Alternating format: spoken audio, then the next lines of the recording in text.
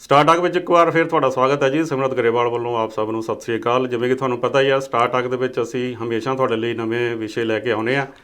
ਖਾਸ ਕਰਕੇ ਉਹ ਵਿਸ਼ੇ ਤੁਹਾਡੇ ਨਾਲ ਸਾਂਝੇ ਕਰਦੇ ਹਾਂ ਜਿਨ੍ਹਾਂ ਦਾ ਆਪਣੇ ਨਾਲ ਬੜਾ ਡੂੰਘਾ ਸੰਬੰਧ ਹੁੰਦਾ ਅਤੇ ਆਪਣੀਆਂ ਜਿਹੜੀਆਂ ਜ਼ਿੰਦਗੀਆਂ 'ਤੇ ਵੀ ਉਹਨਾਂ ਦਾ ਅਸਰ ਪੈਂਦਾ। ਸੋ ਕੁਝ ਇਸੇ ਤਰ੍ਹਾਂ ਦਾ ਵਿਸ਼ਾ ਅੱਜ ਤੁਹਾਡੇ ਲਈ ਲੈ ਕੇ ਆਏ ਹਾਂ। ਤੁਹਾਨੂੰ ਪਤਾ ਹੈ ਕਿ ਪੂਰੇ ਕੈਨੇਡਾ ਵਿੱਚ ਲਾਕਡਾਊਨ ਚੱਲ ਰਿਹਾ ਹੈ ਅਤੇ ਪਾਬੰਦੀਆਂ ਲੱਗੀਆਂ ਹੋਈਆਂ ਨੇ ਕੋਵਿਡ ਕਰਕੇ।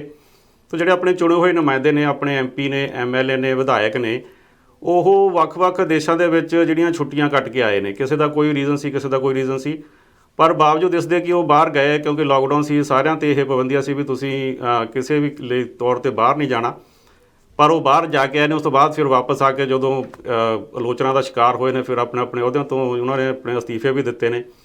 ਸੋ ਇਹ ਕਿੰਨਾ ਕੁ ਜਾਇਜ਼ ਹੈ, ਇਸ ਵਿਸ਼ੇ ਬਾਰੇ ਅੱਜ ਤੁਹਾਡੇ ਨਾਲ ਚਰਚਾ ਕਰਾਂਗੇ। ਸੋ ਇਸ ਚਰਚਾ ਵਿੱਚ ਮੇਰੇ ਨਾਲ ਸ਼ਾਮਲ ਹੋਣਗੇ ਬਰੈਂਪਟਨ ਰੇਡੀਓ ਤੋਂ ਸ਼ਮਸ਼ੇਰ ਗਿੱਲ, ਬੜੀ ਜਾਣੀ ਪਛਾਣੀ ਸ਼ਖਸੀਅਤ ਹੈ। ਭਾਰਤ ਅਤੇ ਕੈਨੇਡਾ ਦੀ ਸਿਆਸਤ 'ਤੇ ਬੜੀ ਡੂੰਘੀ ਨਜ਼ਰ ਰੱਖਦੇ ਨੇ। ਪਿਛਲੇ ਲੰਬੇ ਸਮੇਂ ਤੋਂ ਭਾਰਤ ਅਤੇ ਕੈਨੇਡਾ ਦੀ ਸਿਆਸਤ ਦੇ ਨਾਲ ਜੁੜੇ ਹੋਏ ਨੇ।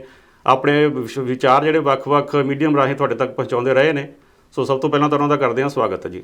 ਸ਼ਮਸ਼ੇਰ ਜੀ, ਤੁਹਾਡਾ ਸਵਾਗਤ ਹੈ। ਗਰੇਵਾਲ ਸਾਹਿਬ, ਵਿਚਾਰ ਚਰਚਾ ਲਈ ਬੁਲਾਉਣ ਲਈ ਸਭ ਤੋਂ ਪਹਿਲਾਂ ਧੰਨਵਾਦ ਤੁਹਾਡਾ, ਔਰ ਸਟਾਰ ਟਾਕ ਦੇਖਣ ਵਾਲਿਆਂ ਨੂੰ ਮੇਰੇ ਵੱਲੋਂ ਸਤਿ ਸ੍ਰੀ ਅਕਾਲ। ਸਤਿ ਸ਼੍ਰੀ ਅਕਾਲ ਜੀ। ਜਿਵੇਂ ਕਿ ਆਪਾਂ ਸ਼ਮਸ਼ੇਰ ਜੀ ਗੱਲ ਕਰ ਹੀ ਰਹੇ ਹਾਂ ਵੀ ਜਿਹੜੇ ਬਹੁਤ ਸਾਰੇ ਜਿਹੜੇ MP ਨੇ, ਵਿਧਾਇਕ ਨੇ, ਵੱਖ-ਵੱਖ ਸੂਬਿਆਂ ਦੇ ਜਿਹੜੇ MLA ਨੇ, ਉਹ ਵੀ ਜਾ ਕੇ ਆਏ ਨੇ ਬਾਹਰ ਜੀ।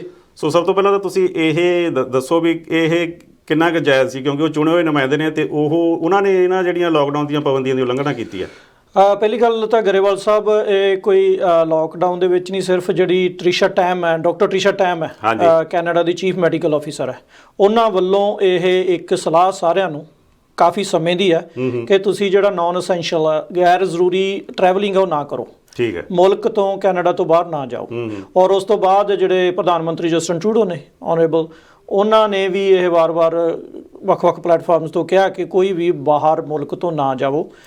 ਕੋਵਿਡ-19 'ਤੇ ਜਿਹੜਾ ਵੈਸੇ ਹੀ ਇਹ ਬੱਸੋਂ ਬਾਹਰ ਹੋਇਆ ਪਿਆ, ਔਰ ਇਸ 'ਤੇ ਕਾਫੀ ਪਾਬੰਦੀਆਂ, ਔਰ ਆਪਣੀ ਹਰ ਇੱਕ ਦੀ ਜ਼ਿੰਮੇਵਾਰੀ ਬਣਦੀ ਹੈ ਕਿ ਅਸੀਂ ਮੁਲਕ ਤੋਂ ਬਾਹਰ ਨਾ ਜਾਈਏ, ਕਿਉਂਕਿ ਜਦੋਂ ਤੁਸੀਂ ਮੁਲਕ ਦੇ ਵਿੱਚ ਵਾਪਸ ਆਉਂਦੇ ਹੋ, ਪਤਾ ਨਹੀਂ ਕਿ ਕਿੰਨਾ ਕੁ ਤੁਸੀਂ ਹੋਰ ਸਪਰੈਡਰ ਬਣ ਕੇ ਆਉਂਦੇ ਹੋ। ਸੋ ਇਹ ਇੱਕ ਸਲਾਹ ਉਹਨਾਂ ਵੱਲੋਂ ਦਿੱਤੀ ਗਈ ਸੀ, ਔਰ ਜਦੋਂ ਤੁਸੀਂ ਸਲਾਹ ਦਿੰਦੇ ਹੋ, ਤੁਸੀਂ ਫਿਰ ਉਸ ਨੂੰ ਤੋੜਦੇ ਹੋ, ਉਸ ਦੀ ਉਲੰਘਣਾ ਕਰਦੇ ਹੋ। ਫਿਰ ਕਿਉਂਕਿ ਜਨਤਾ ਦਾ ਵਿਸ਼ਵਾਸ ਹੈ, ਜਦੋਂ ਤੁਸੀਂ ਚੁਣੇ ਜਾਂਦੇ ਹੋ, ਜਨਤਾ ਤੁਹਾਨੂੰ ਜਦੋਂ ਵੋਟ ਪਾਉਂਦੀ ਹੈ, ਉਹ ਵਿਸ਼ਵਾਸ ਆਪਣਾ ਤੁਹਾਡੇ ਕੋਲੇ ਦੇ ਦਿੰਦੀ ਹੈ। ਬਿਲਕੁਲ। ਤੁਸੀਂ ਅੱਗੇ ਜਾ ਕੇ ਪਾਰਲੀਮੈਂਟ ਦੇ ਵਿੱਚ ਜਾ ਕੇ, ਚਾਹੇ ਉਹ ਪ੍ਰੋਵਿੰਸ਼ੀਅਲ ਹੈ, ਚਾਹੇ ਉਹ ਫੈਡਰਲ ਹੈ, ਉੱਥੇ ਜਾ ਕੇ ਤੁਸੀਂ ਸਾਨੂੰ ਰਿਪਰੈਜ਼ੈਂਟ ਕਰਨਾ, ਸਾਡੇ ਜਿਹੜੇ ਸਿਸਟਮ ਨੂੰ ਚਲਾਉਣਾ। ਔਰ ਜੇ ਕੋਈ ਐਮਰਜੈਂਸੀ ਇਹੋ ਜਿਹੀ ਆ ਜਾਂਦੀ ਹੈ, ਉੱਥੇ ਫਿਰ ਤੁਸੀਂ ਕੀ ਕਰਨਾ, ਤੁਸੀਂ ਹਮੇਸ਼ਾ ਸਾਡੀ ਵਾਗਡੋਰ ਹੈ ਉਹ ਤੁਹਾਡੇ ਹੱਥਾਂ ਦੇ ਵਿੱਚ ਹੁੰਦੀ ਹੈ। ਸੋ ਇੱਕ ਮੈਂ ਸਮਝਦਾ ਕਿ ਤੁਸੀਂ ਨਹੀਂ ਇਸ ਨੂੰ ਕਹਿੰਦੇ ਨੇ ਆਪਣੇ ਆਪ ਨੂੰ ਠੱਗਿਆ ਮਹਿਸੂਸ ਕਰਨਾ। ਜਦੋਂ ਜ਼ਿੰਮੇਵਾਰ ਚੁਣ ਕੇ ਗਏ ਹੋਏ ਨੁਮਾਇੰਦੇ ਉਹ ਆਪਣੀਆਂ ਹੀ ਸਲਾਹਾਂ ਦੀ ਭੰਨ ਤੋੜ ਕਰਨ ਤਾਂ ਫਿਰ ਬਹੁਤ ਦੁੱਖ ਲੱਗਦਾ। ਅੱਛਾ, ਜਿਹੜੀਆਂ ਤਿੰਨੇ ਮੁੱਖ ਪਾਰਟੀਆਂ ਨੇ, ਲਿਬਰਲ, ਕੰਜ਼ਰਵੇਟਿਵ ਅਤੇ NDP, ਤਿੰਨਾਂ ਪਾਰਟੀਆਂ ਦੇ ਜਿਹੜੀਆਂ ਫੈਡਰਲ ਲੈਵਲ ਦੀਆਂ ਪਾਰਟੀਆਂ, ਉਹਨਾਂ ਦੇ ਕੁਝ MP ਇਸ ਦੇ ਵਿੱਚ ਸ਼ਾਮਲ ਨੇ ਜੀ। ਇਸੇ ਤਰ੍ਹਾਂ ਹੀ ਜਿਹੜੇ ਵੱਖ-ਵੱਖ ਸੂਬਿਆਂ ਦੇ ਕੁਝ ਜਿਹੜੇ MLA ਅਤੇ MPP ਵੀ ਇਹਦੇ ਵਿੱਚ ਸ਼ਾਮਲ ਨੇ। ਕੁਛ ਹੈ ਨਾ ਜਿਹੜੇ ਮੁੱਖ ਕਿਹੜੇ ਜਿਹੜੇ ਮੁੱਖ ਤੌਰ 'ਤੇ ਨੇ ਜੀ? ਪਹਿਲਾਂ ਤਾਂ ਕਿਉਂਕਿ ਵੈਸੇ ਪਰਸੋਂ ਤੋਂ ਇਹ ਸਿਲਸਿਲਾ ਸ਼ੁਰੂ ਹੋਇਆ, ਹਾਂਜੀ, ਔਰ ਰੋਜ਼ ਜਿਹੜੀ ਸੂਚੀ ਹੈ ਲੰਬੀ ਹੋ ਰਹੀ ਹੈ। ਹੁਣ ਇਹ ਵੀ ਪਤਾ ਲੱਗਦਾ ਕੌਣ ਕਿੱਥੇ ਗਿਆ ਸੀ। ਠੀਕ ਹੈ। ਹਾਲੇ ਵੀ ਕੁਝ ਇਹ ਕਹਿੰਦੇ ਨੇ ਅਸੀਂ ਇੰਟਰਨੈਸ਼ਨਲ ਟਰੈਵਲ ਕੀਤਾ, ਪਰ ਇਹ ਨਹੀਂ ਦੱਸਿਆ ਗਏ ਕਿੱਥੇ ਸੀ। ਪਰ ਮੁੱਖ ਤੌਰ 'ਤੇ ਬਹੁਤੇ ਜਿਹੜੇ ਅਮਰੀਕਾ ਦੇ ਵਿੱਚ ਗਏ, ਮੈਕਸੀਕੋ ਦੇ ਵਿੱਚ ਗਏ, ਬਰਬੇਡੋਸ ਦੇ ਵਿੱਚ ਗਏ, ਬਾਟ ਆਈਲੈਂਡ ਜਿਹੜਾ ਟਾਪੂ ਇੱਕ ਉੱਥੇ ਗਏ, ਔਰ ਗਰੀਸ, ਪੁਰਤਗਾਲ, ਇਹ ਤਾਂ ਜਿਹੜੇ ਕੁਝ ਡੈਸਟੀਨੇਸ਼ਨਸ ਸੀਗੇ ਜਿੱਥੋਂ ਇਹ ਆਇਆ ਕਿ ਅਸੀਂ ਇੱਥੇ ਗਏ ਸੀ।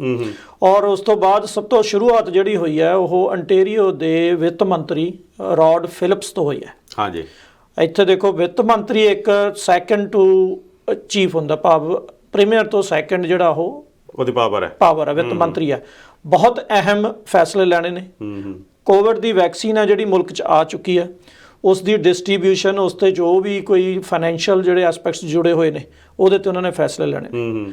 ਔਰ ਉਹ ਉਹਨਾਂ ਬਾਰੇ ਪਤਾ ਲੱਗਿਆ ਕਿ ਉਹ ਅੰਟੇਰੀਓ ਦੇ ਵਿੱਚ ਹੀ ਨਹੀਂ ਹੈ, ਉਹ ਇੱਥੋਂ ਇੱਕ ਆਈਲੈਂਡ ਹੈ, ਉੱਥੇ ਗਏ ਹੋਏ ਨੇ।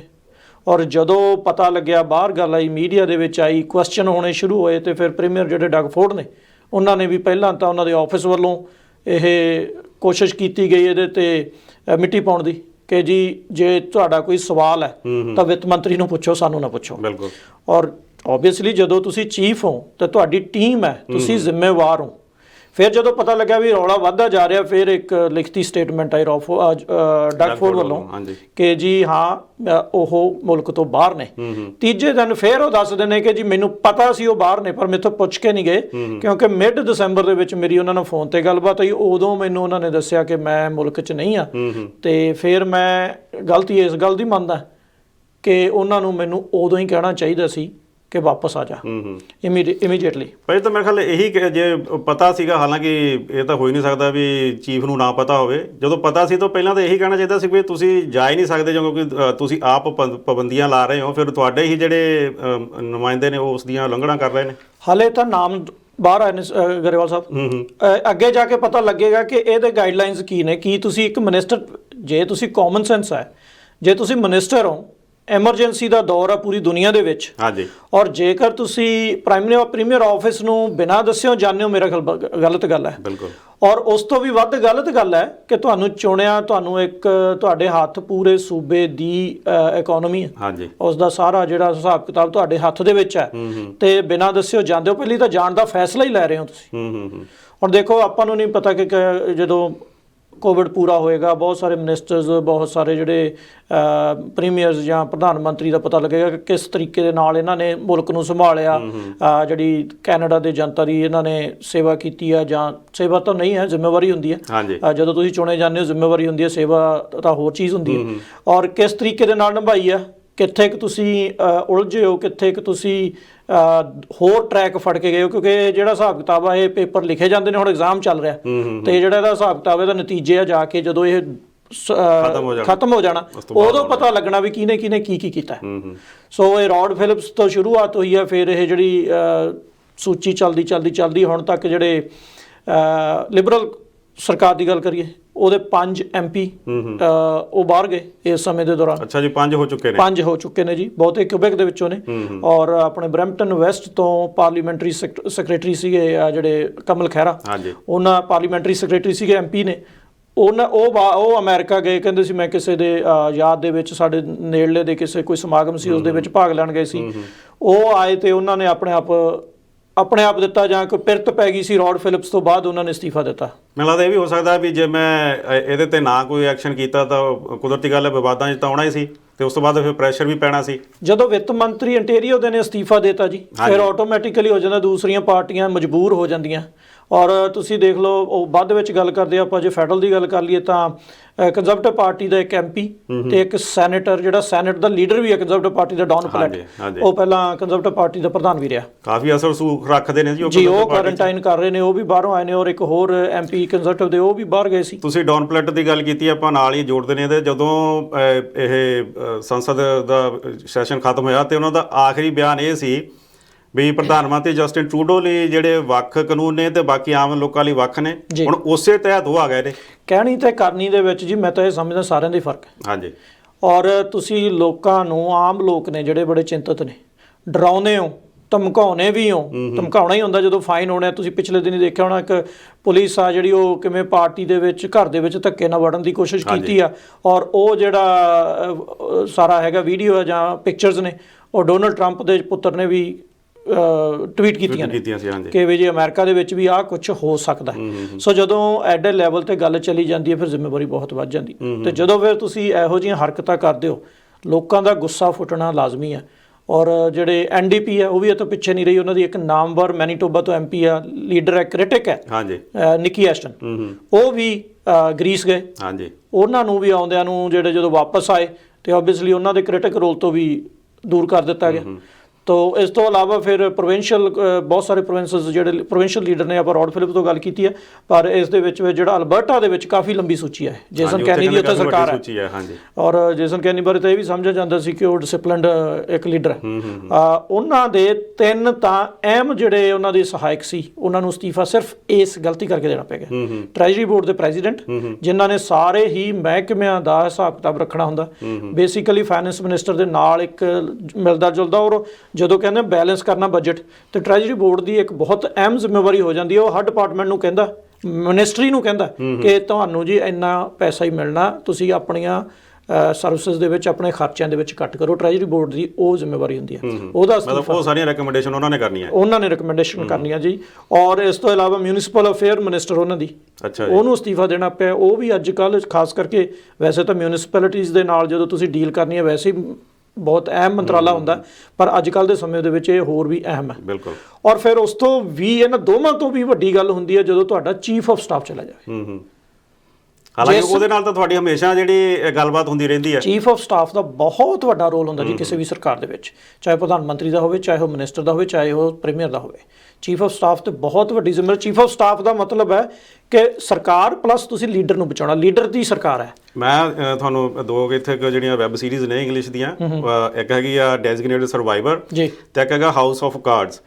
ਉਹਦੇ ਵਿੱਚ ਕਿਉਂਕਿ ਉਹ ਬੇਸਿਕਲੀ ਦੋਨੇ ਜਿਹੜੀਆਂ ਅਮਰੀਕਾ ਦੇ ਰਾਸ਼ਟਰਪਤੀ ਦੇ ਨਾਲ ਸੰਬੰਧਿਤ ਨੇ, ਤੇ ਉਹਨਾਂ ਦੇ ਵਿੱਚ ਦਿਖਾਇਆ ਗਿਆ ਵੀ ਜਿਹੜੀ ਰਾਸ਼ਟਰਪਤੀ ਦਾ ਚੀਫ ਆਫ ਸਟਾਫ ਹੈ ਉਹਦੀ ਕਿੰਨੀ ਕੁ ਅਹਿਮੀਅਤ ਹੈ ਜੀ। ਔਰ ਚੀਫ ਆਫ ਸਟਾਫ ਹੈ ਜੀ, ਜੇ ਇੱਕ ਮਿਨਿਸਟਰ ਨੂੰ ਇੱਕ ਵਾਰੀ ਕਹਿ ਦੇਵੇ you can not do this, ਤੇ ਕਿਸੇ ਮਿਨਿਸਟਰ ਦੀ ਜ਼ਰੂਰਤ ਨਹੀਂ ਹੁੰਦੀ। ਇੱਕ ਤਰ੍ਹਾਂ ਨਾਲ ਉਹਨੂੰ ਕਹਿ ਦਿਓ ਵੀ, ਜੇ ਆਪਾਂ ਪੰਜਾਬੀ ਦੇ ਲਫ਼ਜ਼ ਦੇ ਵਿੱਚ ਕਹਿ ਦੇਵੇ, ਜੇ ਉਹ ਆਪਣੇ ਚੀਫ ਲਾਈਕ ਪ੍ਰਧਾਨ ਮੰਤਰੀ ਨੂੰ ਵੀ ਘੂਰਦੇ, ਉਹਦਾ ਚੀਫ ਆਫ ਸਟਾਫ ਪ੍ਰਧਾਨ ਮੰਤਰੀ ਕੋਲੇ ਕੋਈ ਹੈ ਨਹੀਂ ਹੈ ਕਿ ਨਾ ਸੁਣੇ, ਕਿਉਂਕਿ ਉਹਨੇ ਸਾਰੇ ਪਾਸਿਓਂ ਖਿਆਲ ਰੱਖਣਾ ਹੁੰਦਾ। ਆਪਣੇ ਲੀਡਰ ਨੂੰ ਉਹਨੇ ਹਰ ਗਰਮ ਹਵਾ ਤੋਂ ਬਚਾਉਣਾ ਹੁੰਦਾ, ਪੈਰ ਤੇ ਬਚਾਉਣਾ ਹੁੰਦਾ। ਔਰ ਪੂਰਾ ਜਿਹੜਾ ਸਟਾਫ ਹੈ ਪ੍ਰਧਾਨ ਮੰਤਰੀ ਦਫ਼ਤਰ ਦਾ, ਉਹਦੀ ਜ਼ਿੰਮੇਵਾਰੀ ਉਹਦੇ ਸਿਰ ਤੇ, ਉਹਦੇ ਹੀ ਹੁਕਮਾਂ ਦੇ ਨਾਲ ਉਹ ਚੱਲਦਾ। ਤੇ ਜਦੋਂ ਫਿਰ ਐਡੀ ਵੱਡੀ ਹਸਤੀ ਚਲੀ ਜਾਵੇ ਤੁਹਾਡੇ ਆਫਿਸ ਦੇ ਵਿੱਚ, ਇੱਕ ਬਹੁਤ ਵੱਡਾ ਝਟਕਾ ਹੁੰਦਾ। ਔਰ ਜੇਸਨ ਕੈਨੀ ਦੇ 7 ਜਿਹੜੇ ਸਣੇ ਮੰਤਰੀ, ਚੀਫ ਆਫ ਸਟਾਫ ਨਹੀਂ, 7 ਤਾਂ MLA ਆ ਜਿਹੜੇ, ਉਹ ਜੋ ਕੋਈ ਵੀ ਰੋਲ ਨਿਭਾ ਰਹੇ ਸੀ, ਕੋਈ ਪਾਰਲੀਮੈਂਟਰੀ ਸੈਕਟਰੀ ਸੀ ਜਾਂ ਕੋਈ ਫਿਰ ਉਹ ਕਿਸੇ ਕਮੇਟੀ ਦਾ ਮੈਂਬਰ ਸੀ, ਉਹ ਸਾਰਿਆਂ ਨੇ ਅਸਤੀਫੇ ਦਿੱਤੇ ਨੇ। ਔਰ ਨਾਲ ਦੀ ਨਾਲ ਕੁਝ ਉਹਨਾਂ ਦੇ ਮੰਤਰਾਲਿਆਂ ਦੇ ਜਿਹੜੇ ਬਿਊਰੋਕਰੈਟਸ ਨੇ ਜਾਂ ਅਫਸਰ ਨੇ, ਉਹਨਾਂ ਨੂੰ ਵੀ ਜਾਣਾ ਪਿਆ, ਉਹਨਾਂ ਨੂੰ ਅਸਤੀਫੇ ਦੇਣੇ ਪਏ ਆ। ਅੱਛਾ ਸ਼ਮਸ਼ੇਰ ਜੀ, ਆਪਾਂ ਇੱਕ ਛੋਟੀ ਜਿਹੀ ਬ੍ਰੇਕ ਲੈ ਲਈਏ, ਇਸ ਤੋਂ ਬਾਅਦ ਇਸ ਨੂੰ ਇਸੇ ਤਰ੍ਹਾਂ ਹੀ ਜਾਰੀ ਰੱਖਾਂਗੇ। ਇੱਕ ਛੋਟੀ ਜਿਹੀ ਬ੍ਰੇਕ, ਤੁਸੀਂ ਇਸੇ ਤਰ੍ਹਾਂ ਹੀ ਸਟਾਰ ਟਾਕ ਦੇ ਨਾਲ ਜੁੜੇ ਰਹੋ, ਉਸ ਤੋਂ ਬਾਅਦ ਫਿਰ ਤੁਹਾਡੇ ਲਈ ਵਾਪਸ ਆਉਂਦੇ ਹਾਂ। ਬ੍ਰੇਕ ਤੋਂ ਬਾਅਦ ਇੱਕ ਵਾਰ ਫਿਰ ਤੁਹਾਡਾ ਸਵਾਗਤ ਹੈ ਜੀ। ਤੁਸੀਂ ਦੇਖ ਰਹੇ ਹੋ ਸਟਾਰ ਟਾਕ, ਮੈਂ ਸਿਮਰਤ ਗਰੇਵਾਲ, ਤੇ ਅੱਜ ਮੇਰੇ ਨਾਲ ਸਟੂਡੀਓ ਵਿੱਚ ਹਾਜ਼ਰ ਨੇ ਮਹਿਮਾਨ ਸ਼ਮਸ਼ੇਰ ਗਿੱਲ ਬਰੈਂਪਟਨ ਰੇਡੀਓ ਤੋਂ, ਤੇ ਤੁਹਾਡੇ ਨਾਲ ਚਰਚਾ ਕਰ ਰਹੇ ਹਾਂ ਕਿ ਜਿਹੜੇ ਆਪਣੇ ਚੁਣੇ ਹੋਏ ਨੁਮਾਇੰਦੇ ਨੇ, MP MLAs ਨੇ, ਜਿਨ੍ਹਾਂ ਨੇ ਕਿ ਲਾਕਡਾਊਨ ਦੀਆਂ ਪਾਬੰਦੀਆਂ ਦੀ ਉਲੰਘਣਾ ਕੀਤੀ ਹੈ ਤੇ ਹੁਣ ਚਰਚਾ ਦੇ ਵਿੱਚ ਨੇ, ਤੇ ਇਸ ਸੰਬੰਧੀ ਗੱਲਬਾਤ ਕਰ ਰਹੇ ਨੇ ਸ਼ਮਸ਼ੇਰ ਜੀ। ਅੱਛਾ ਸ਼ਮਸ਼ੇਰ ਜੀ, ਆਪਾਂ ਬ੍ਰੇਕ ਤੋਂ ਪਹਿਲਾਂ ਗੱਲ ਕਰ ਰਹੇ ਸੀ ਅਲਬਰਟਾ ਦੀ। ਹਾਂਜੀ, ਅਲਬਰਟਾ ਦੇ ਵਿੱਚ ਇਹ ਲੰਬੀ ਸੂਚੀ ਆਪਾਂ ਦੱਸ ਹੀ ਦਿੱਤਾ ਹੈ। ਔਰ ਕਿਊਬੈਕ ਦੇ ਵਿੱਚ ਵੀ ਇੱਕ ਲਿਬਰਲ ਦਾ ਜਿਹੜਾ MNA ਕਹਿੰਦੇ ਉੱਥੇ MLA ਨੂੰ, ਹਾਂਜੀ ਉੱਥੇ MNA ਕਹਿੰਦੇ ਜੀ, ਮੈਂਬਰ ਆਫ ਨੈਸ਼ਨਲ ਅਸੈਂਬਲੀ ਸ਼ਾਇਦ, ਪੀਅਰ ਆਰਕੈਂਡ, ਉਹ ਲਿਬਰਲ ਦੇ ਸੀਗੇ, ਉਹ ਵੀ ਗਏ ਸੀ ਬਾਹਰ। ਔਰ CAQ ਦੇ ਇੱਕ ਯੂਰੀ ਚੈਸਨ, ਉਹ ਵੀ ਗਏ ਸੀਗੇ ਕਿਊਬਿਕ ਦੇ ਵਿੱਚ ਵੀ। ਔਰ ਸਸਕੈਚੁਅਨ ਦੇ ਵਿੱਚ ਵੀ 2 ਮਿਨਿਸਟਰ ਨੇ, ਉਹ ਬਾਹਰ ਗਏ ਹੋਏ ਸੀਗੇ, ਉਹਨਾਂ ਨੂੰ ਵੀ ਮਤਲਬ ਆਪਣੇ ਅਹੁਦਿਆਂ ਤੋਂ ਹੱਥ ਧੋਣੇ ਪਏ ਆ। ਔਰ ਦੁੱਖ ਦੀ ਗੱਲ ਇਹ ਹੈ ਕਿ ਇੰਨੀ ਲੰਬੀ ਸੂਚੀ ਹੈ, ਫਿਰ ਸਾਨੂੰ ਇਹ ਦਿੰਦੇ ਨੇ, ਆਦੇਸ਼ ਵੀ ਦਿੰਦੇ ਨੇ, ਸਾਨੂੰ ਇਹ ਸੰਦੇਸ਼ ਵੀ ਦਿੰਦੇ ਨੇ, ਸਾਨੂੰ ਇਹ ਸੁਨੇਹੇ ਵੀ ਦਿੰਦੇ ਨੇ ਕਿ ਜੀ ਆਹ ਨਾ ਕਰੋ, ਆਹ ਨਾ ਕਰੋ, ਛੁੱਟੀਆਂ 'ਚ ਇਕੱਠੇ ਨਾ ਹੋ, ਛੁੱਟੀਆਂ ਦੇ ਵਿੱਚ ਇੱਕ ਦੂਜੇ ਦੇ ਘਰੇ ਨਾ ਜਾਓ, ਬਹੁਤ ਛੁੱਟੀਆਂ ਜ਼ਿੰਦਗੀ ਦੇ ਵਿੱਚ ਆਉਣੀਆਂ, ਜੇ ਆਹ ਛੁੱਟੀਆਂ 'ਚ ਸਰਵਾਈਵ ਕਰ ਗਏ ਆਪਾਂ, ਹੋਰ ਕ੍ਰਿਸਮਸ ਆਉਣੀ ਆ, ਹੋਰ ਨਿਊ ਈਅਰ ਆਉਣੇ ਆ।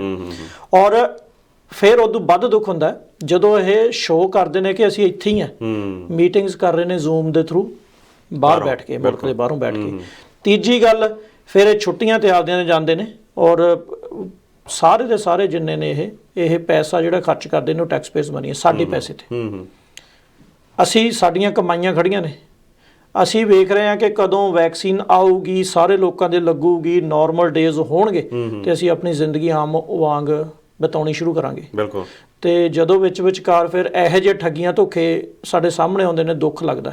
ਫਿਰ ਸਾਨੂੰ ਲੱਗਦਾ ਹੈ ਕਿ ਜੀ ਅਸੀਂ ਉਹ ਮੁਲਕ ਛੱਡ ਕੇ ਆਏ ਸੀ ਜਿੱਥੇ ਸਾਡਾ ਵਧੀਆ ਰਹਿਣ ਸਹਿਣ ਆਪਦਾ ਆਪ ਤਾਂ ਵਧੀਆ ਸੀ, ਪਰ ਸਿਸਟਮ ਸਾਨੂੰ ਲੱਗਿਆ ਸਾਡੀਆਂ ਅਗਲੀਆਂ ਪੀੜ੍ਹੀਆਂ ਵਾਸਤੇ ਵਧੀਆ ਨਹੀਂ ਹੋਣਾ ਇੱਥੇ, ਸੋ ਅਸੀਂ ਉਹਨਾਂ ਮੁਲਕਾਂ ਵਿੱਚ ਜਾਈਏ ਜਿੱਥੇ ਸਾਡੀਆਂ ਅਗਲੀਆਂ ਪੀੜ੍ਹੀਆਂ ਵਾਸਤੇ ਸਿਸਟਮ ਵਧੀਆ ਹੋਵੇ। ਅੱਛਾ ਸ਼ਮਸ਼ੇਰ ਜੀ, ਆ ਤੁਸੀਂ ਸਿਸਟਮ ਦੀ ਗੱਲ ਕੀਤੀ ਹੈ, ਕਿਉਂਕਿ ਤੁਸੀਂ ਵੀ ਕਾਫੀ ਲੰਬੇ ਸਮੇਂ ਤੋਂ ਇਸ ਦੇਸ਼ ਦੇ ਵਿੱਚ ਰਹਿ ਰਹੇ ਹੋ, ਇੱਥੇ ਦੇ ਵਸਨੀਕ ਹੋ, ਤੁਸੀਂ ਉੱਥੇ ਦਾ ਸਿਸਟਮ ਵੀ ਦੇਖਿਆ। ਪਿਛਲੇ ਜੇ ਆਪਾਂ 20-25 ਸਾਲਾਂ ਦੀ ਗੱਲ ਕਰੀਏ, 30 ਸਾਲਾਂ ਦੀ ਗੱਲ ਕਰੀਏ, ਤੁਹਾਨੂੰ ਲੱਗਦਾ ਵੀ ਸਿਸਟਮ ਇੱਥੇ ਵੀ ਹੌਲੀ ਹੌਲੀ ਨਿਘਾਰ ਵੱਲ ਜਾ ਰਿਹਾ? ਸਿਸਟਮ ਨਿਘਾਰ ਵੱਲ ਹੀ ਹੈ ਜੀ। ਪਹਿਲੀ ਗੱਲ ਤਾਂ ਦੇਖੋ, ਜੇ ਪਿਛਲੇ 4-5 ਸਾਲ ਦੀ ਰਾਜਨੀਤੀ ਦੇਖੀਏ ਨਾ, ਮਾੜੀ ਜੀ ਕੰਟਰੋਵਰਸੀ ਹੁੰਦੀ ਸੀ ਤੇ ਝੱਟ ਜਿਹੜਾ ਅਸਤੀਫਾ ਉਹ ਆ ਜਾਂਦਾ ਸੀ, ਜਾਂ ਮੰਗ ਲਿਆ ਜਾਂਦਾ ਸੀ, ਜਾਂ ਜਿਹੜਾ ਕੋਈ ਵੀ ਹੈਗਾ ਅਹੁਦੇਦਾਰ ਆ ਉਹ ਦੇ ਦਿੰਦਾ ਸੀ ਵੀ ਮੇਰੇ ਤੋਂ ਗਲਤੀ ਹੋ ਗਈ। ਹੁਣ ਇਹ ਰੀਤ ਆ ਜਿਹੜੀ ਇਹ ਪੈ ਰਹੀ ਹੈ ਕਿ ਕੋਸ਼ਿਸ਼ ਕਰੋ ਜਿੰਨਾ ਸਮਾਂ ਲੰਘਾ ਸਕਦੇ ਹੋ, ਜੇ ਮਸਲਾ ਹੱਲ ਹੁੰਦਾ ਅਸਤੀਫਾ ਦਿੱਤੇ ਤੋਂ ਬਿਨਾਂ ਤਾਂ ਮਚ ਬੈਟਰ ਹੈ। ਦਬਾਈ ਰੱਖੋ ਉਹਨੂੰ ਜੀ, ਦਬਾਈ ਰੱਖੋ। ਔਰ 2020 ਦੇ ਵਿੱਚ ਦੇਖੋ 20 ਚੈਰਿਟੀ ਆਈ, ਉਹਦੇ 'ਚ ਵਿੱਤ ਮੰਤਰੀ ਚਲੇ ਗਏ ਕੈਨੇਡਾ ਦੇ, ਅਸਤੀਫਾ ਦੇਣਾ ਪੈ ਗਿਆ। ਔਰ 2020 ਹਲੇ 31 ਤਰੀਕ ਹੀ ਸੀ, ਲੰਘਿਆ ਨਹੀਂ ਸੀ ਪੂਰਾ, ਅੰਟੇਰੀਓ ਦੇ ਵਿੱਤ ਮੰਤਰੀ ਚਲੇ ਗਏ। ਔਰ ਵਿੱਤ ਮੰਤਰੀਆਂ ਦਾ ਜਾਣਾ ਇਹ ਕੋਈ ਸਿਸਟਮ ਦੀ ਚੰਗੀ ਪਿਰਤ ਨਹੀਂ ਹੈਗੀ, ਕੋਈ ਚੰਗੀ ਇਹ ਨਹੀਂ ਹੈ ਕਿ ਆਉਣ ਵਾਲੇ ਸਮੇਂ ਦੇ ਵਿੱਚ ਲੀਹ ਪੈ ਰਹੀ ਹੈ। ਔਰ ਜਦੋਂ ਅੱਜ ਤੁਸੀਂ ਆਪਣੇ ਪੈਰ ਪਿਛਾਂਹ ਖਿੱਚਦੇ ਹੋ ਗਲਤੀ ਕਰਕੇ ਅਸਤੀਫਾ ਦੇਣ ਤੋਂ, ਤੇ ਫਿਰ ਜਿਹੜੇ ਅਗਲੇ ਆਉਣ ਵਾਲੇ ਚੁਣੇ ਜਾਣਗੇ ਨਾ, ਉਹਨਾਂ ਨੇ ਵੀ ਇਹੀ ਹੁੰਦਾ, ਆਮ ਤੌਰ ਤੇ ਹੁੰਦਾ, ਜੇ ਤੁਸੀਂ ਕੋਈ ਗੱਲ ਕੀਤੀ ਹੈ ਪਹਿਲਾਂ ਤੇ ਮੈਂ ਅੱਜ ਕਰ ਰਿਹਾ, ਮੈਂ ਕਹਿੰਦਾ ਗਰੇਵਾਲ ਸਾਹਿਬ ਨੇ ਕਿਹੜਾ ਅਸਤੀਫਾ ਦਿੱਤਾ ਸੀ, ਕਿਉਂਕਿ ਉਹ ਗੱਲ ਆਨ ਦਾ ਰੈਕਡ ਰਹਿ ਜਾਂਦੀ ਹੈ ਨਾ, ਉਹ ਤੁਹਾਡੇ ਲਈ ਫਿਰ ਉਹ ਐਕਸਕਿਊਜ਼ ਬਣ ਜਾਂਦਾ ਵੀ ਉਹ ਪਹਿਲਾਂ ਵੀ ਇਸ ਤਰ੍ਹਾਂ ਹੋਇਆ ਸੀਗਾ, ਵੀ ਮੈਂ ਕਿਉਂ ਕਰਾਂ। ਔਰ ਅੱਜ ਤੱਕ ਤਿੰਨੇ ਪਾਰਟੀਆਂ ਦੇ ਲੀਡਰਸ ਦੀ ਸਟੇਟਮੈਂਟ ਨਹੀਂ ਆਈ ਕੋਈ। ਮੈਂ ਉਹੀ ਤੁਹਾਨੂੰ ਅਗਲਾ ਸਵਾਲ ਪੁੱਛਣ ਲੱਗਾ ਸੀਗਾ ਵੀ ਜਿਹੜੇ ਤਿੰਨੇ ਪਾਰਟੀਆਂ ਨੇ, ਮੁੱਖ ਪਾਰਟੀ, ਉਹਨਾਂ ਦਾ ਕੋਈ ਲੀਡਰ ਬੋਲਿਆ ਨਹੀਂਗਾ, ਵੀ ਉਹਨਾਂ ਬਾਰੇ ਤੁਸੀਂ ਕੀ ਕਹਿਣਾ ਚਾਹੁੰਦੇ ਹੋ? ਜੀ ਬਿਲਕੁਲ, ਜਦੋਂ ਕਿਤੇ ਇੱਧਰ ਉੱਧਰ ਦੀ ਗੱਲ ਹੁੰਦੀ ਹੈ, ਲੋਕਾਂ ਦੇ ਨਾਲ ਸੰਬੰਧਿਤ ਹੁੰਦੀ ਹੈ, ਝੱਟ ਆ ਕੇ ਉਹ ਢਾਡੀਆਂ ਵਾਂਗੂ ਕਵਿਸ਼ਰਾਂ ਵਾਂਗੂ ਆ ਕੇ ਇੱਕ ਦੇ ਨਾਲ ਦੂਜਾ ਬੋਲਣ ਲੱਗ ਜਾਂਦਾ। ਕਦੇ ਕਿਹੜਾ ਮਿਨਿਸਟਰ ਆ ਗਿਆ, ਕਦੇ ਕਿਹੜਾ ਪ੍ਰੀਮੀਅਰ ਆ ਗਿਆ, ਦੱਸਣ ਲੱਗ ਜਾਂਦੇ ਜੀ ਤੁਸੀਂ ਸਾਨੂੰ ਇਹ ਫੈਲਾ ਰਹੇ ਹੋ, ਤੁਸੀਂ ਘਰੇ ਟਿੱਕੇ ਨਹੀਂ ਬੈਠਦੇ, ਤੁਸੀਂ ਪਾਰਟੀਆਂ ਕਰਦੇ ਹੋ, ਸਾਰਾ ਕੁਝ ਕਰਦੇ ਹੋ। ਤੇ ਜਦੋਂ ਹੁਣ ਆਪਣੀ ਵਾਰੀ ਆਈ ਹੈ, ਔਰ ਪਹਿਲਾਂ ਝੂਠ ਤੋਂ ਸ਼ੁਰੂ ਕਰਦੇ ਨੇ ਡਗ ਫੋੜ, ਤੇ ਸਾਡੇ ਕਹਾਵਤ ਹੈ ਵੀ ਮੂੰਹ 'ਚ ਘੁੰਗਣੀਆਂ ਪਾ ਲਈ। ਹਾਂ, ਸਾਡੇ ਪ੍ਰਧਾਨ ਮੰਤਰੀ ਜਸਟਿਨ ਟਰੂਡੋ, ਹਾਲਾਂਕਿ ਇੱਕ ਤਰ੍ਹਾਂ ਦਾ ਸਕੈਂਡਲ ਹੈ, ਇਹਨੂੰ ਮੀਡੀਆ ਨੇ ਸਕੈਂਡਲ ਐਲਾਨਣਾ ਸ਼ੁਰੂ ਕਰ ਦਿੱਤਾ। ਤੇ ਸਾਡੇ ਪ੍ਰਧਾਨ ਮੰਤਰੀ ਜਸਟਿਨ ਟਰੂਡੋ, ਕੁਝ ਤਾਂ ਲੋਕ ਇਹ ਵੀ ਕਹਿ ਰਹੇ ਨੇ ਵੀ ਉਹ ਵੀ ਮੁਲਕ 'ਚ ਹੈ ਕਿ ਨਹੀਂ ਹੈ, ਹਾਲੇ ਉਹਨਾਂ ਵੱਲੋਂ ਸਟੇਟਮੈਂਟ ਨਹੀਂ ਆਈ। ਅੱਜ ਸ਼ਾਇਦ ਅੱਜ ਉਹਨਾਂ ਦੀ ਪਹਿਲੀ ਵਰਚੁਅਲ ਮੀਟਿੰਗ ਡਾਕਟਰ ਟ੍ਰਿਸ਼ਾ ਟੈਮ ਦੇ ਨਾਲ ਹੋਈ ਹੈ, ਉਹ ਦਿਖਾਈ ਗਈ ਹੈ, ਕਿਸੇ ਲਾਇਬ੍ਰੇਰੀ 'ਚ ਬੈਠੇ ਨੇ, ਪਰ ਉਹਨਾਂ ਦੇ ਵੇਅਰ ਅਬਾਊਟ ਦਾ ਹਾਲੇ ਪਤਾ ਨਹੀਂ ਵੀ ਉਹ ਮੁਲਕ 'ਚ ਹੀ ਹੈ ਕਿ ਕਿਤੇ ਉਹ ਨਾ ਇਸੇ ਸੂਚੀ 'ਚ ਸ਼ਾਮਲ ਹੋ ਜਾਣ। ਕੁਝ ਲੋਕ ਨੇ ਜਿਹੜੇ ਖੈਰ ਹੋ ਸਕਦਾ ਵਿਰੋਧੀ ਵੀ ਹੋ ਸਕਦੇ ਨੇ ਉਹ, ਪਰ ਸਟੇਟਮੈਂਟ ਇਹਨਾਂ ਬਾਰੇ, ਸਾਰਿਆਂ ਬਾਰੇ, ਜਾਂ ਆਪਣੇ ਐਮਪੀਜ਼ ਬਾਰੇ ਜਾਂ ਅਸਤੀਫਿਆਂ ਬਾਰੇ ਕੋਈ ਨਹੀਂ ਆਈ। ਔਰ ਦੂਜੀ ਗੱਲ ਆ, ਜਿਹੜੇ ਅਸਤੀਫੇ ਨੇ ਉਹ ਅਸਤੀਫੇ ਕਾਹਦੇ ਤੋਂ ਦਿੱਤੇ ਜਾ ਰਹੇ ਨੇ? ਵਾਧੂ ਰੋਲਸ ਆ ਜਿਹੜੇ ਉਹਨਾਂ ਕੋਲ। ਤੁਸੀਂ ਕਿਸੇ ਐਮਐਲਏ ਨੂੰ, ਕਿਸੇ ਐਮਪੀ ਨੂੰ, ਕਿਸੇ ਜਿਹੜਾ ਹੈਗਾ ਸਿਟੀ ਕਾਉਂਸਲਰ ਆ ਜਾਂ ਰੀਜਨਲ ਕਾਉਂਸਲਰ ਆ, ਉਹਨੂੰ ਚੁਣਦੇ ਹੋ, ਕੀ ਦੇਖਦੇ ਹੋ? ਵੀ ਉਹਦੀ ਜੱਜਮੈਂਟ ਸਾਡੇ ਨਾਲੋਂ ਵਧੀਆ, ਬੈਟਰ ਹੈ, ਬਿਲਕੁਲ ਬੈਟਰ ਹੈ। ਜੱਜ ਉਹਨਾਂ ਨੇ ਕਰਨਾ ਉੱਥੇ ਬੈਠ ਕੇ ਜਿੱਥੇ ਸਾਡਾ ਹਰ ਸਟੈਪ ਉਹਨਾਂ ਤੇ ਨਿਰਭਰ ਹੈ, ਕਿਉਂਕਿ ਜਦੋਂ ਸਿਸਟਮ ਬਣਾਉਂਦੇ ਨੇ ਉਦੋਂ ਸਾਡਾ ਅਸੀਂ ਕੋਈ ਸਟੈਪ ਕੋਈ ਵੀ ਚੱਲਦੇ ਆ ਤਾਂ ਉਹਨਾਂ ਵੱਲੋਂ ਬਣਾਏ ਹੋਏ ਸਿਸਟਮ ਦੇ ਵਿੱਚ ਹੁੰਦਾ। ਤੇ ਫਿਰ ਜੱਜਮੈਂਟ, ਐਮਪੀ ਦੀ ਜੱਜਮੈਂਟ ਹਲੇ ਰਹਿੰਦੀ ਆ, ਜਿਹੜੀ ਪਾਰਲੀਮੈਂਟਰੀ ਸੈਕਟਰੀ ਦੀ ਜਾਂ ਮਿਨਿਸਟਰ ਵਾਲੀ ਜੱਜਮੈਂਟ ਤਾਂ ਚਲੀ ਗਈ, ਉਹ ਤਾਂ ਅਸਤੀਫਾ ਲੈ ਲਿਆ। ਤੇ ਜਿਹੜੇ ਐਮਪੀ ਐਮਐਲਏ ਵਾਲੀਆਂ ਦੀ ਤਨਖਾਹਾਂ ਸਾਡੀ ਜੇਬਾਂ ਦੇ ਵਿੱਚੋਂ ਜਾਣੀਆਂ ਨੇ, ਉਹ ਲਗਾਤਾਰ ਉਸੇ ਤਰ੍ਹਾਂ ਚੱਲਦੀਆਂ, ਤੇ ਫਿਰ ਕਾਹਦੇ ਅਸਤੀਫੇ ਹੋਏ? ਕਿਉਂਕਿ ਜੇ ਆਪਾਂ ਗੱਲ ਕਰੀਏ ਬਾਹਰ, ਇਸ ਚੀਜ਼ ਤੇ ਵੀ ਕਾਫੀ ਜਿਹੜਾ ਚਰਚਾ ਹੋ ਰਹੀ ਹੈ ਵੀ ਇਹਨਾਂ ਨੇ ਆਪਣੀ ਜਿਹੜੀ ਵਾਧੂ ਜਿਹੜੇ ਅਹੁਦੇ ਸੀ ਉਹਨਾਂ ਤੋਂ ਤਾਂ ਜਿਹੜਾ ਅਸਤੀਫਾ ਦੇ ਦਿੱਤਾ, ਜਿਹੜੇ ਆਪਣੇ ਇਹਨਾਂ ਦੇ ਚੁਣੇ ਹੋਏ ਨੁਮਾਇੰਦੇ ਨੇ, ਐਮਪੀ ਨੇ ਜਾਂ ਐਮਐਲਏ ਨੇ ਜਾਂ ਐਮਐਨਏ ਨੇ ਜਾਂ ਐਮਐਲਏ ਆ ਜਾਂ ਐਮਪੀਪੀ ਆ, ਉਹਨਾਂ ਨੂੰ ਉਸ ਤੋਂ ਵੀ ਅਸਤੀਫਾ ਦੇਣਾ ਚਾਹੀਦਾ। ਜੀ ਬਿਲਕੁਲ, ਇਹ ਮੰਗ ਉੱਠਣੀ ਚਾਹੀਦੀ ਆ, ਉੱਠ ਰਹੀ ਆ ਲੋਕਾਂ ਦੇ ਵਿੱਚ। ਦੇਖੋ ਜੇਸਨ ਕੈਨੀ ਨੇ ਵੀਕਐਂਡ ਤੱਕ ਇਹ ਕਹਿਤਾ ਸੀਗਾ ਜੀ ਮੈਂ ਅਸਤੀਫੇ ਨਹੀਂ ਲੈਣੇ, ਔਰ ਸੋਮਵਾਰ ਨੂੰ ਅਲਬਰਟਾ ਦੇ ਵਿੱਚ ਇੰਨਾ ਕੁ ਰੋਸ ਵਧਿਆ ਲੋਕਾਂ 'ਚ, ਆਮ ਲੋਕਾਂ ਦੇ ਵਿੱਚ, ਸੋਮਵਾਰ ਨੂੰ ਉਹਨਾਂ ਨੂੰ ਆਪਣਾ ਫੈਸਲਾ ਬਦਲਣਾ ਪੈ ਗਿਆ। ਬਿਲਕੁਲ। ਔਰ ਇਹ ਜਿਵੇਂ ਹੁਣ ਇੰਡੀਆ ਦੇ ਵਿੱਚ ਗੱਲ ਚੱਲ ਰਹੀ ਕਿ ਇੰਡੀਆ ਦੇ ਵਿੱਚ ਵੀ ਕਿਸਾਨਾਂ ਦੀ ਲੋਕ ਲਹਿਰ ਚੱਲ ਰਹੀ ਹੈ, ਔਰ ਜੇ ਇੱਥੇ ਵੀ ਇਹੀ ਸਿਸਟਮ ਜਿਵੇਂ ਜੇ ਇਹ ਪੋਲੀਟੀਸ਼ੀਅਨਸ ਕਰਦੇ ਰਹੇ ਨਾ, ਤੇ ਉਹ ਦਿਨ ਦੂਰ ਨਹੀਂ ਹੈ ਜਦੋਂ ਇੱਥੇ ਵੀ ਲੋਕ ਫਿਰ ਆਪਣੇ ਹੱਥਾਂ ਦੇ ਵਿੱਚ ਜਿਹੜੇ ਫੈਸਲੇ ਲੈਣਗੇ, ਦੱਸਣਗੇ ਕਿ ਆਹ ਕਰੋ। ਤੁਹਾਡੇ ਤੇ ਵਿਸ਼ਵਾਸ ਨਹੀਂ, ਤੁਸੀਂ ਕੀਤਾ ਨਹੀਂ, ਇੰਨਾ ਟਾਈਮ ਹੋ ਗਿਆ ਤੋਂ ਨਹੀਂ, ਡੇ ਬਾਈ ਡੇ ਸਿਸਟਮ ਸੀ, ਵਧੀਆ ਸੀ। ਤੁਸੀਂ ਮੈਨੂੰ ਦੱਸਿਆ ਕਿ ਬਹੁਤ ਸਮੇਂ ਤੋਂ ਮੈਂ ਰਹਿ ਰਿਹਾ ਇੱਥੇ, ਔਰ ਪੋਲੀਟੀਕਲੀ ਓਬਵੀਅਸਲੀ ਜਦੋਂ ਤੁਹਾਡੀ ਜੀ ਇੱਕ ਜਦੋਂ ਤੁਹਾਡੀ ਬਣ ਜਾਂਦੀ ਹੈ ਸੋਚ, ਫਿਰ ਉਸ ਪਾਸੇ ਵੱਲ ਨੂੰ ਤੁਸੀਂ ਧਿਆਨ ਹਮੇਸ਼ਾ ਰੱਖਦੇ ਹੋ। ਔਰ ਦੇਖਿਆ ਕਿ ਜਦੋਂ 20-25 ਸਾਲ ਪਹਿਲਾਂ ਦੀ ਜਿਹੜੀ ਸਿਆਸਤ ਸੀ ਤੇ ਅੱਜ ਦੀ ਸਿਆਸਤ ਦੇ ਵਿੱਚ ਕੈਨੇਡਾ ਦੇ ਵਿੱਚ ਜ਼ਮੀਨ ਅਸਮਾਨ ਦਾ ਅੰਤਰ ਆ ਗਿਆ। ਬਹੁਤ ਹੀ ਇੰਡੀਵਿਜੂਅਲਿਟੀ ਵੱਲ ਨੂੰ ਚੱਲ ਪਈ ਹੈ, ਔਰ ਕੁਝ ਲੋਕਾਂ ਦੇ ਜੇਬਾਂ ਭਰਨ ਵੱਲ ਨੂੰ ਵੀ ਇਹ ਚੱਲ ਪਏ ਨੇ। ਔਰ ਮੇਰਾ ਤਾਂ ਖਿਆਲ ਹੈ ਕਿ ਆਉਣ ਵਾਲੇ 5-7-10 ਸਾਲ ਦੇ ਵਿੱਚ ਅਸੀਂ ਵੀ ਕਿਸਾਨਾਂ ਵਾਂਗੂ ਇੱਥੇ ਕਿਤੇ ਆਟੋਵਾ ਬੈਠੇ ਹੋਵਾਂਗੇ ਜਾਂ ਕੁਈਨਸ ਪਾਰਕ ਬੈਠੇ ਹੋਵਾਂਗੇ, ਕਿ ਜਦੋਂ ਫਿਰ ਅਸੀਂ ਅੱਜ ਨਹੀਂ ਬੋਲੇ ਤਾਂ ਫਿਰ ਉਹਨਾਂ ਦੀਆਂ ਜਿਹੜੀਆਂ ਮਾਨਾਈਆਂ ਨੇ ਉਹ ਉਹਨਾਂ ਨੇ ਕਰਦੇ ਜਾਣਾ। ਕਿਉਂਕਿ ਬਹੁਤੀ ਵਾਰੀ ਇਹ ਕਿਹਾ ਜਾਂਦਾ ਹੈ, ਜੇ ਖਾਸ ਕਰਕੇ ਜਦੋਂ ਆਪਾਂ ਕੈਨੇਡਾ ਅਮਰੀਕਾ ਦੇ ਦੇਸ਼ਾਂ ਵਰਗਿਆਂ ਦੀ ਗੱਲ ਕਰਦੇ ਹਾਂ, ਵੀ ਇੱਥੇ ਲੋਕਾਂ ਕੋਲ ਇੰਨਾ ਸਮਾਂ ਨਹੀਂ ਗਾ ਵੀ ਇਸ ਤਰ੍ਹਾਂ ਦੀਆਂ ਮੂਵਮੈਂਟਸ ਨੂੰ ਦੇ ਵਿੱਚ ਉਹ ਹਿੱਸਾ ਲੈਣ ਤੇ ਉਸ ਨੂੰ ਕਾਮਯਾਬੀ ਨਾਲ ਚਲਾਉਣ। ਪਰ ਜੇ ਆਪਾਂ ਦੇਖੀਏ, ਹੁਣ ਆਪਾਂ ਤੁਸੀਂ ਕਿਸਾਨ ਮੋਰਚੇ ਦੀ ਗੱਲ ਕੀਤੀ ਹੈ, ਤਾਂ ਇੱਥੇ ਕਾਫੀ ਜਿਹੜੀਆਂ ਵੱਡੀਆਂ ਰੈਲੀਆਂ ਹੋਈਆਂ ਨੇ, ਅਜੇ ਵੀ ਚੱਲ ਰਹੀਆਂ ਨੇ, ਤੇ ਲੋਕਾਂ ਨੇ ਟਾਈਮ ਕੱਢਿਆ ਉਹਦੇ ਲਈ। ਤੇ ਜੇ ਲੋਕਾਂ ਨੂੰ ਲੱਗੂਗਾ ਵੀ ਜਿਹੜਾ ਸਾਡਾ ਸਿਆਸੀ ਸਿਸਟਮ ਹੈ ਉਹ ਵਧੀਆ ਤਰੀਕੇ ਨਾਲ ਕੰਮ ਨਹੀਂ ਕਰ ਰਿਹਾ, ਤੇ ਮੇਰਾ ਖਿਆਲ ਆ ਫਿਰ ਇੱਥੇ ਵੀ ਇਸ ਤਰ੍ਹਾਂ ਦੇ ਮਾਰਚ ਸ਼ੁਰੂ ਹੋਣਗੇ। ਕੈਨੇਡਾ ਦੇ ਵਿੱਚ ਅਸੀਂ ਬੈਠੇ ਜੀ ਦ੍ਰਿੜਤਾ ਦਿਖਾ ਰਹੇ ਹਾਂ ਸਾਡੇ ਕਿਸਾਨਾਂ ਨਾਲ, ਕਿਉਂਕਿ ਸਾਡਾ ਸੰਬੰਧ ਉਹਨਾਂ ਦੇ ਨਾਲ ਹੈ, ਸੰਬੰਧ ਵੀ ਹੈ, ਔਰ ਅਸੀਂ ਇਹ ਵੀ ਮੰਨਦੇ ਹਾਂ ਕਿ ਜਿਹੜੀਆਂ ਉਹਨਾਂ ਦੀਆਂ ਮੰਗਾਂ ਨੇ ਜਾਇਜ਼ ਨੇ। ਇੱਕ ਚੀਜ਼ ਹਮੇਸ਼ਾ ਅੰਦੋਲਨ ਕੀਤੇ ਜਾਂਦੇ ਨੇ ਕਿ ਸਰਕਾਰ ਤੋਂ ਕੁਝ ਮੰਗਣ ਲਈ, ਇਹ ਅੰਦੋਲਨ ਇੱਕ ਬਹੁਤ ਵੱਖਰੀ ਤਰ੍ਹਾਂ ਦਾ ਹੈ। ਇਹ ਕਿਹਾ ਜਾ ਰਿਹਾ ਕਿ ਸਾਨੂੰ ਨਹੀਂ ਚਾਹੀਦਾ, ਇਹ ਲੈ ਲਓ ਵਾਪਸ, ਤੇ ਸਰਕਾਰ ਉਹ ਵੀ ਦੇ ਰਹੀ ਹੈ। ਔਰ ਅਸੀਂ ਹਮੇਸ਼ਾ ਨਾਲ ਦੀ ਨਾਲ ਇਹ ਹੋਕਾ ਦਿੰਦੇ ਹੁੰਦੇ ਆ ਵੀ ਜਿੱਥੋਂ ਆਏ ਹੋ ਉੱਥੇ ਦਾ ਅਸੀਂ ਹਮੇਸ਼ਾ ਜੁੜੇ ਰਹਿਣਾ। ਰੈਲੀਆਂ ਕਰ ਰਹੇ ਹਾਂ ਤੇ ਜਿੱਥੇ ਅਸੀਂ ਰਹਿ ਰਹੇ ਹਾਂ ਉਹਦਾ ਵੀ ਨਾਲੋਂ ਨਾਲ ਧਿਆਨ ਰੱਖੀਏ, ਨਾਲੋਂ ਨਾਲ ਅਸੀਂ ਦੇਖੀਏ ਕਿ ਸਿਰਫ ਛੋਟੇ ਜਿਹੇ ਮਫਾਦਾਂ ਲਈ ਜਾਂ ਵੀਜ਼ਿਆਂ ਲਈ ਅਸੀਂ ਸਿਰਫ ਫੱਟੇ ਨਾ ਗੱਡਦੇ ਫਿਰੀਏ। ਤੁਸੀਂ ਆਪਣੇ ਬੱਚਿਆਂ ਦਾ ਭਵਿੱਖ, ਤੁਸੀਂ ਇਕੋਨਮੀ ਜਾਂ ਜਿੰਨੀ ਵੀ ਸਪੈਂਡਿੰਗ ਆ ਪੈਂਡੈਮਿਕ ਦੇ ਵਿੱਚ ਹੋਈ ਹੈ ਇਹਦੀ ਭਰਪਾਈ, ਕਿਉਂਕਿ ਜਿਹੜਾ ਤੁਸੀਂ ਕਰਜ਼ ਲਿਆ ਉਤਾਰਨਾ ਤਾਂ ਹੈ ਹੀ ਹੈ। ਬਿਲਕੁਲ ਇਹਨਾਂ ਜਿਹੜੇ ਗੰਭੀਰ ਮੁੱਦੇ ਨੇ ਉਹਨਾਂ ਵੱਲ ਵੀ ਨਾਲ ਦੀ ਨਾਲ ਧਿਆਨ ਰੱਖੋ। ਕਿਸੇ ਪਾਰਟੀ ਨਾਲ ਸੰਬੰਧਿਤ ਹੋਵੋ ਤੁਸੀਂ, ਇਹ ਨਹੀਂ ਹੈ ਕੋਈ ਤੁਸੀਂ ਪਾਰਟੀ ਅਲੱਗ ਰੱਖੋ। ਹੁਣ ਪਿੱਛੇ ਜੇ ਤੁਸੀਂ ਇਹ ਵੀ ਖਬਰ ਦੇਖੀ ਹੋਣੀ ਆ ਵੀ ਜਿਹੜਾ ਸਰਕਾਰ ਕੈਨੇਡੀਅਨ ਬੈਨੀਫਿਟ ਦੇ ਰਹੀ ਆ ਕੇਅਰ ਗਿਵਰਸ ਲਈ, ਉਹਦੇ ਬਾਰੇ ਵੀ ਪਿੱਛੇ ਜਿਹੇ ਆਈ ਸੀ ਖਬਰ ਵੀ ਜਿਹੜੇ ਲੋਕ ਬਾਹਰ ਗਏ ਨੇ ਆਪਣੇ ਇੰਟਰਨੈਸ਼ਨਲ ਵਕੇਸ਼ਨ ਤੇ ਜਾਂ ਛੁੱਟੀਆਂ ਕੱਟਣ ਬਾਹਰ ਗਏ ਨੇ, ਸੋ ਉਹਨਾਂ ਦੇ ਉਹ ਬੈਨੀਫਿਟ ਕੱਟੇ ਜਾਣਗੇ।